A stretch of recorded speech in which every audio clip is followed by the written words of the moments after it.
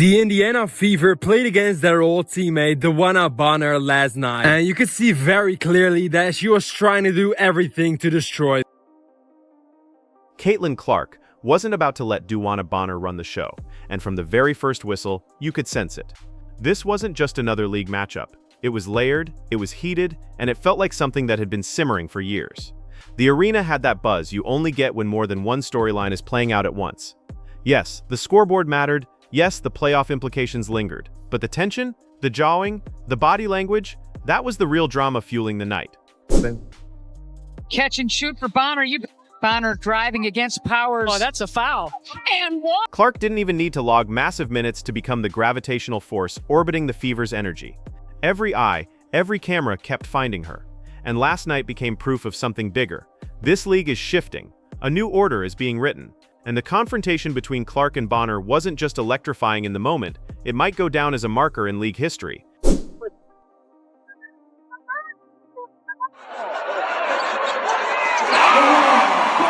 From the opening possessions, Bonner looked sharp, almost vengeful. She drove, hit shots, and celebrated every basket as though she was sending a pointed message. Remember what you lost. And in a sense, Indiana did remember. How could they not? Bonner isn't just any player. She was once their core, once their future. Until she wasn't, until she left. A decision every Fever fan and many of her former teammates still feel burned by. For fans in attendance, the collision of old wounds and new energy was unmistakable. The boos, the chatter, every trip to the free throw line where Bonner smirked at the crowd. This wasn't business as usual. This was personal. For her, for Indiana, and most definitely for Caitlin Clark. Now, Clark has always thrived on narratives. She thrives when the opponent is talking. She thrives when the cameras magnify her every reaction. And last night, she fed off of Bonner's performance in the most Clark way possible. Not by shrinking, not by deferring, but by matching the attitude shot for shot, smirk for smirk, word for word.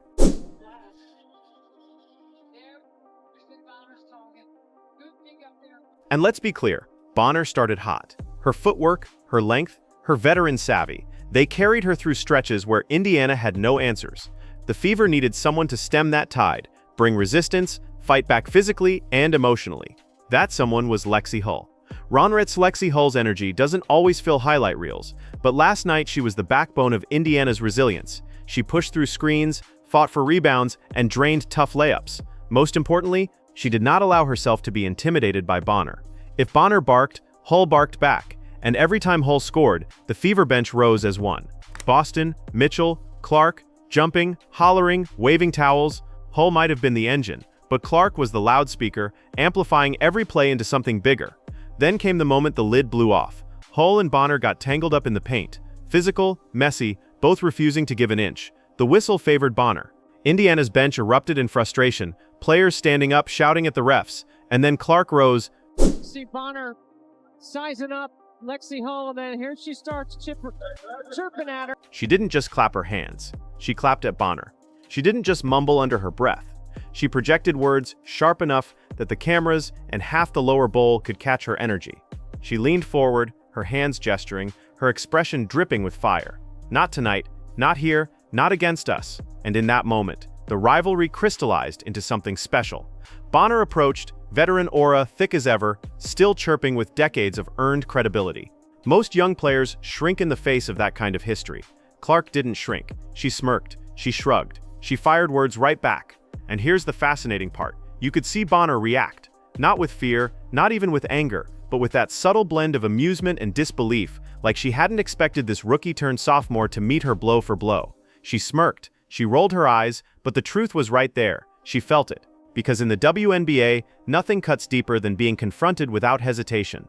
That was the instant the game flipped from competition to pure theater. The fans went wild. Social media started buzzing immediately as users clipped the exact slow motion of Clark pointing and smiling at Bonner. Twitter threads, TikTok edits, Instagram reels, some fans were Team Bonner, clapping back with reminders of her championships and her historic consistency. Others were all in on Clark, calling it the official dawning of the new era. The viral debate ignited in real time. But inside the arena, this wasn't about who had the bigger resume. It was about who had the bigger presence. And in that category, it was Clark in every way. Terts like ham en dischen ses wiebel pressik of tame Clark. Soos point to Clarks. This record was Bekshay. Turn Rhinelis wall the Begalzen within a howlery, equals from ouch realtus to say col combat. Ter Southern Bonner was vows de butches and photobog. Referring unisals portus of inich crowbauber, the which thous the Faulkner prot. Last night, you could see referees hesitate, tense as the energy between Bonner and the fever bench boiled over. Clark's trash talk isn't loud, it's surgical. It's cutting sarcasm, delivered so casually, it hits twice as hard.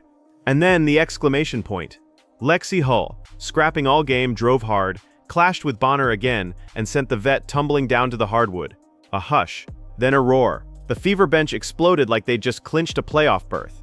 Towels waving, players jumping into each other, Boston yelling into the air, Mitchell pointing across the court, and Caitlin Clark, she clapped so emphatically, it was less celebration and more statement. You don't run us. Not anymore.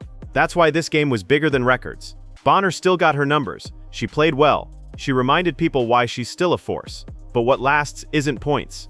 What lasts is images. And the image that stuck from this clash wasn't Bonner flexing after a bucket. It was Clark laughing, smirking, clapping, letting everyone know the balance of power has shifted. And here's where it gets bigger than just Clark and Bonner. Indiana Fever's culture has changed. For years, Indiana was rebuilding, overlooked, stuck rewriting draft boards. They were a league afterthought. No spark, no swagger. Then Clark arrived. Then Boston arrived. Then Hull developed into a scrappy irritant competitors hate to face. Now, they play with edge. They play with noise. They play like a team that wants the league to stop skipping them in prime time. It's poetic in a way. Bonner left Indiana to chase rings, realign her career, and join forces elsewhere. But last night, she returned as a symbol, not just of what was, but of what Indiana has become in her absence. And Indiana, powered by a second-year phenom, unwilling to bow to the league hierarchy, sent her packing with a reminder. You may have left us weaker, but we're strong now, and we're not scared of you. Ronarchs the est. The fan discourse underscores it. Some insist Clark must respect her elders. Others argue Bonner had it coming. But here's the truth. Sports don't hand out respect for age. Respect is carved out in the fire of moments. Clark has already earned hers. Bonner may have history, but Clark showed she has destiny. And what makes this scarier for the league? Clark is only in year 2. She's still learning, still expanding, still developing parts of her game. If she's already confident enough to stare down and smack talk an all-time vet like Bonner, what happens when she's in year 5, year 7? What happens when she's not just directing energy from the bench, but dominating on the floor every night while orchestrating those psychological daggers? The answer is simple: storm's coming. And last night was the forecast. By the end, Bonner still walked away with her stat line, but Clark walked away with something much larger. The narrative. And in sports, as in culture, narrative outlives numbers. Clips of her mocking gestures, her sarcastic claps, her not tonight body language. Those will replay in highlight packages, in social media banter, in future documentaries about her impact. Because this was bigger than Bonner, bigger than one game, bigger than one foul call. This was a declaration that Indiana Fever basketball is back, and Caitlin Clark is at the center of it all. So was this her best clapback yet? Or was it just an early chapter in a career that could redefine how stars confront veterans, how young players seize respect, and how new eras refuse to wait politely? Time will tell. But one thing is already certain. Last night, in a game clouded with history and fueled by fire, Caitlin Clark didn't just put DeWanna Bonner in her place. She reminded the entire WNBA that the torch isn't passed with handshakes. Sometimes it's ripped away, piece by piece, clap by clap, smirk by smirk, and last night she ripped it.